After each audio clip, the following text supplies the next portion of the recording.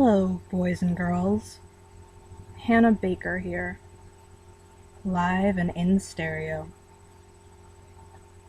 No return engagements. No encore. And this time, absolutely no requests. I hope you're ready because I'm about to tell you the story of my life. More specifically, why my life ended. And if you're listening to these tapes, you're one of the reasons why. I'm not saying which tape brings you into the story, but fear not. If you receive this lovely little box, your name will pop up. I promise. Now, why would a dead girl lie? Hey, that sounds like a joke. Why would a dead girl lie? Answer: because she can't stand up. Go ahead. Laugh. Oh well. I thought it was funny. The rules are pretty simple. There are only two. Rule number 1: you listen. Number 2: you pass it on. Hopefully, neither one will be easy for you. When you're done listening to all 13 sides, because there are 13 sides to every story, rewind the tapes, put them back in the box, and pass them on to whoever follows your little tale. And you, lucky number 13, you can take the tapes straight to hell. Depending on your religion, maybe I'll see you there. In case you're tempted to break the rules, understand that I did make a copy of these tapes. Those copies will be released in a very public manner if this package doesn't make it through all of you. This was not a spur-of-the-moment decision. Do not take me for granted. Again. You are being watched. I almost forgot. If you're on my list, you should have received a map. Throughout the tapes, I'll be mentioning several spots around our beloved city for you to visit. I can't force you to go there, but if you'd like a little more insight, just head for the stars. Or, if you'd like, just throw the maps away and I'll never know. Or maybe I will. I'm not actually sure how this whole dead thing works. Who knows, maybe I'm standing behind you right now. I'm sorry. That wasn't fair. Ready, Mr. Foley? Justin, honey, you were my very first kiss. My very first hand to hold. But you were nothing more than an average guy. And I don't say that to be mean. I don't. There was just something about you that made me need to be your girlfriend. To this day, I don't know exactly what that was, but it was there. And it was amazingly strong. You don't know this, but 2 years ago, when I was a freshman and you were a sophomore, I used to follow you around. For 6th period, I worked in the attendance office, so I knew every one of your classes. I even photocopied your schedule, which I'm sure I still have here somewhere. And when they go through my belongings, they'll probably toss it away thinking a freshman crush has no relevance. But does it? For me, yes, it does. I went back as far as you to find an introduction to my story. And this really is where it begins. When you reach the end of these tapes, Justin, I hope you'll understand your role in all of this. Because it may seem like a small role now, but it matters. In the end, everything matters.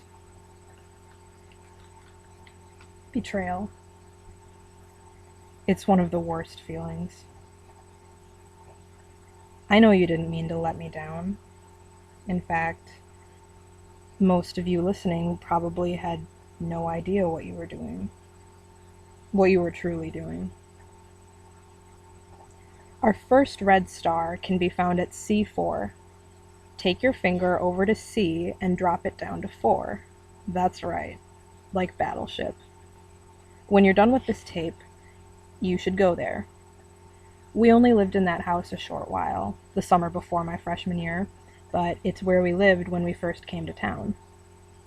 And it's where I first saw you, Justin. Maybe you'll remember. You were in love with my friend Kat. School was still 2 months away, and Kat was the only person I knew because she lived right next door. She told me you were all over her the previous year. Not literally all over her, just staring and accidentally bumping into her in the halls. I mean, those were accidents, right? Kat told me that at the end of school dance, you finally found the nerve to do more than stare and bump into her. The two of you danced every slow song together. And soon, she told me, she was going to let you kiss her. The very first kiss of her life. What an honor. I wanted to see what you looked like, Justin, so we called you from my house and told you to come over. We called you from my house because Kat didn't want you to know where she lived. Well, not yet, even though her house was right next door. You were playing ball. I don't know if it was basketball, baseball, or what, but you couldn't come over until later. So we waited. We sat in my front bay window, talking for hours, when all of a sudden, you and one of your friends, "Hi, Zach," came walking up the street. 2 streets meet in front of my old house like an upside-down T, so you were walking up the middle of the road toward us. You stepped out of the gutter and planted 1 foot on the lawn. My dad had the sprinklers running all morning, so the grass was wet and your foot slid forward, sending you into a split.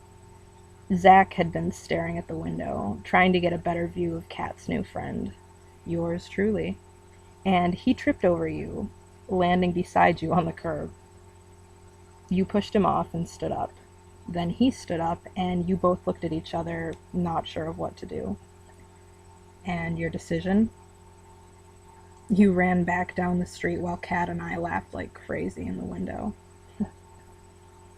Kat moved away before the start of school, and I fell in love with the boy she left behind. And it wasn't long until that boy started showing an interest in me, which might have had something to do with the fact that I seemed to always be around. We didn't share any classes, but our classrooms for periods 1, 4, and 5 were at least close to each other. Okay, so period 5 was a stretch, and sometimes I wouldn't get there until after you'd left, but periods 1 and 4 were at least in the same hall. After a while, I managed to say hello, and a little while later, you managed to say it back. Then, one day, I walked by you without saying a word. I knew you couldn't handle that, and it led to our very first multi-word conversation. "Hey," you said, "aren't you going to say hello?" I smiled, took a breath, then turned around. "Why should I?" "Because you always say hello." I asked why you thought you were such an expert on me. I said you probably didn't know anything about me. Earlier, when I asked my mom how to get a boy's attention, she said, "Play hard to get." So that's what I was doing. And sure enough, it worked. You started hanging around my classes waiting for me. It seemed like weeks went by before you finally asked for my number. But I knew you eventually would, so I practiced saying it out loud. Real calm and confident, like I didn't really care. Like I gave it out 100 times a day. Yes. Boys at my old school had asked for my number. But here, At my new school, you were the first. No, that's not true. But you were the first to actually get my number. It's not that I didn't want to give it out before. I was just cautious. New town, new school. And this time, I was going to be in control of how people saw me. After all, how often do we get a second chance? Before you, Justin, whenever anyone asked, I'd say all the right numbers up until the very last one. And then I'd get scared and mess up, sort of accidentally on purpose. I was getting way too excited watching you write down my number. Luckily, you were way too nervous to notice. When I finally spat out that last number, the correct number, I smiled so big. Meanwhile, your hand was shaking so badly that I thought you were going to screw it up, and I was not going to let that happen. I pointed at the number you were writing. That should be a 7, I said. It is a 7. Oh, well, as long as you know it's a 7. I do, you said, but you scratched it out anyway and made an even shakier 7. I stretched the cuff of my sleeve into my palm and almost reached over to wipe the sweat from your forehead. Something my mother would have done. But thankfully, I didn't do that. You would have never asked another girl for her number again. By the time I got home, you'd already called. Twice. My mom asked who you were, and I said we had a class together. You were probably just calling with a homework question. And she said that's exactly what you had told her. I couldn't believe it, Justin. You lied to my mom. So why did that make me happy? Because our lies matched. It was a sign. My mom asked what class we had, and I said math, which wasn't a total lie.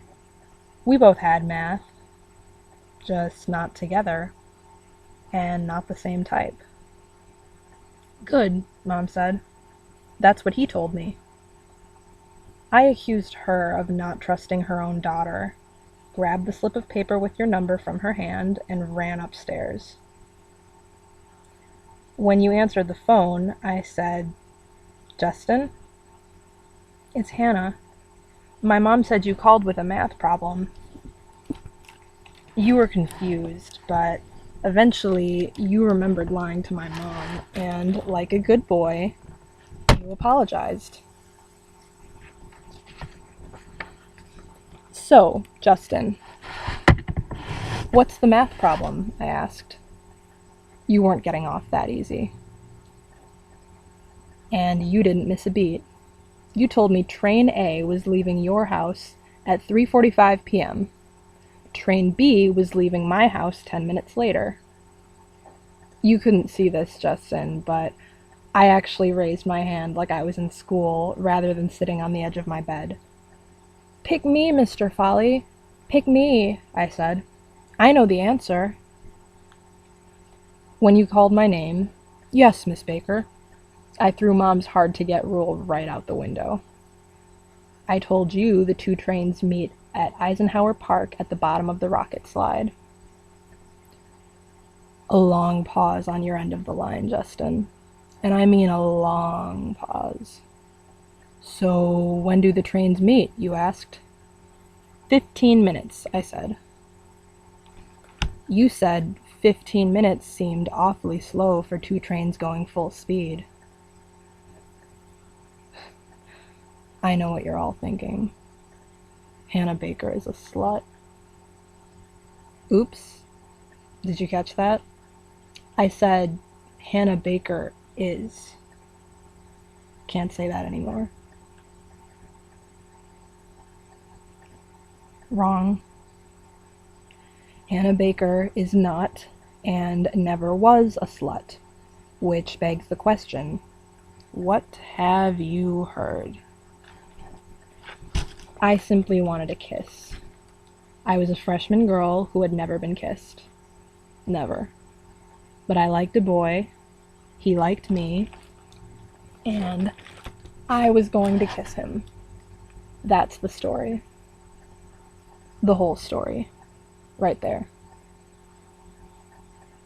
The few nights leading up to our meeting in the park, I'd had the same dream. Exactly the same, from beginning to end. And for your listening pleasure, here it is. But first, a little background. My old town had a park similar to Eisenhower Park in one way. They both had that rocket ship. I'm sure it was made by the same company because they looked identical. A red nose points to the sky. Metal bars run from the nose all the way down to green fins holding the ship off the ground. Between the nose and the fins are 3 platforms, connected by 3 ladders. On the top level is a steering wheel. On the mid-level is a slide that leads down to the playground.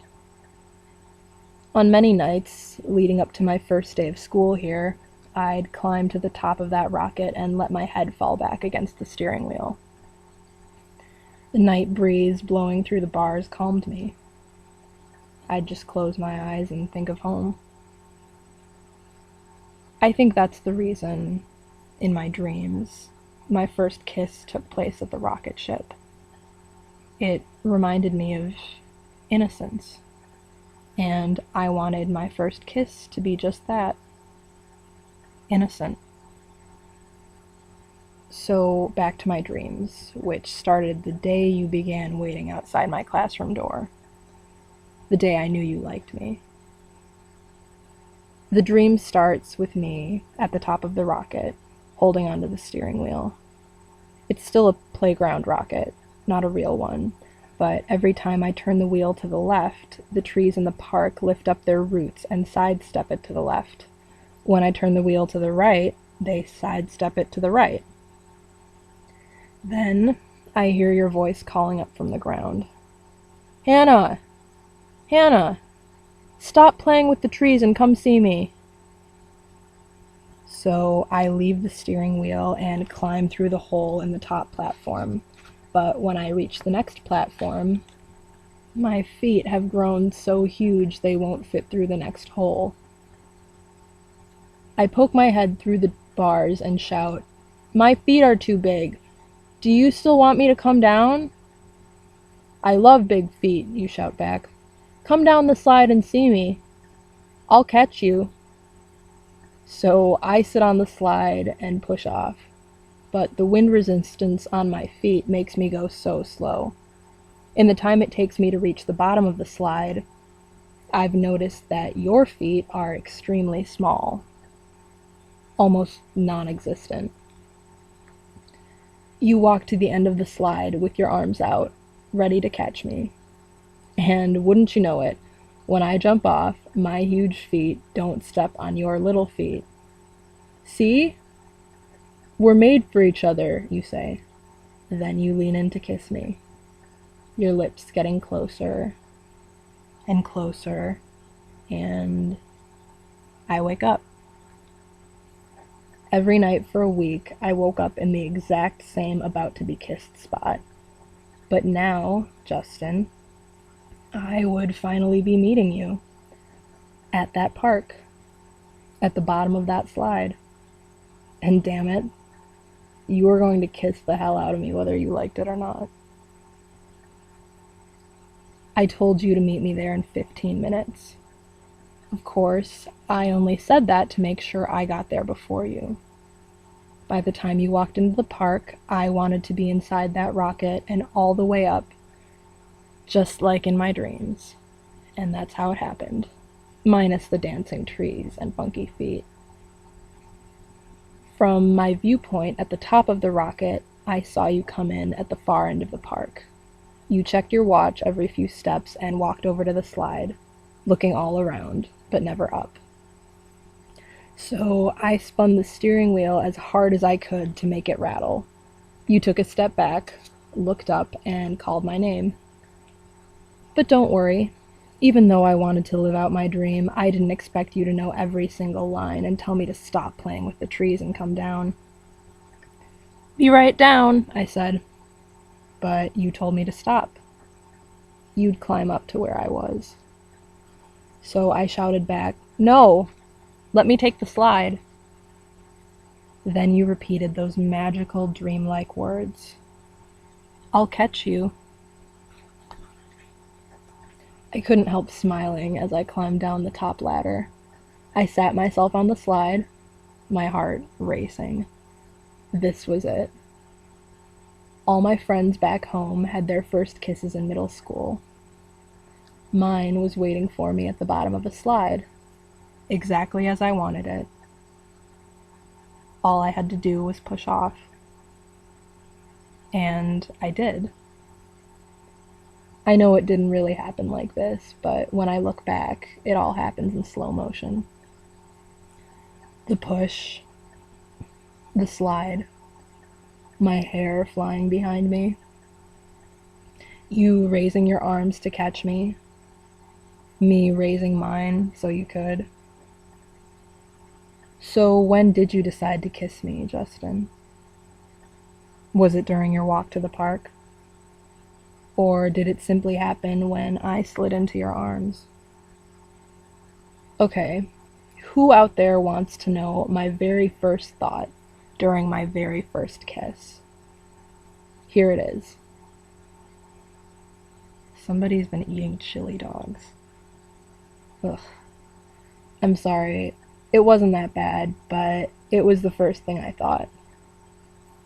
I was so anxious about what kind of kiss it would be, because my friends back home described so many types, and it turned out to be the beautiful kind. You didn't shove your tongue down my throat. You didn't grab my butt. We just held our lips together and kissed. And that's it. Wait. Stop.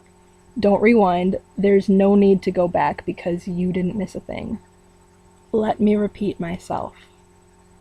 That is all that happened.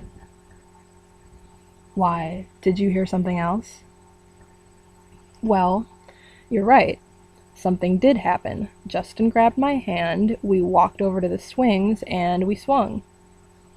Then he kissed me again, the very same way. Then? And then, Hannah? What happened then? Then we left. He went one way.